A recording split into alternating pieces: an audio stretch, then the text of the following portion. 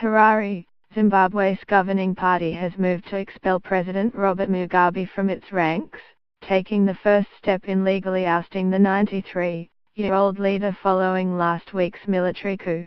A majority of the leaders of the party, ZANU-PF, recommended Mugabe's expulsion from the very organization he had controlled with an iron grip since independence in 1980, according to ZBC, the state broadcaster.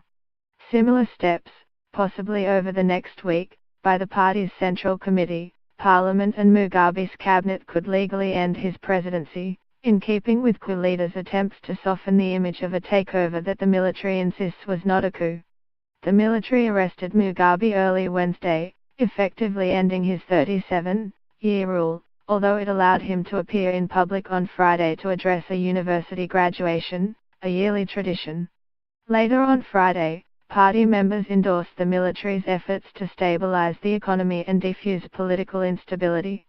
They echoed military commanders in arguing that the intervention was aimed at rooting out a cabal of corrupt interlopers who had clouded Mugabe's judgment and his ability to govern.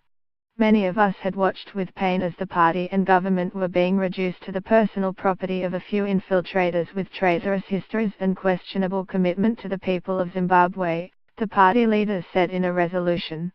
The resolution recommended that Mugabe be removed for taking the advice of counter-revolutionaries and agents of neo-imperialism, for mistreating his vice president, Emmerson Mnangagwa, whom Mugabe abruptly dismissed last week, and for encouraging factionalism.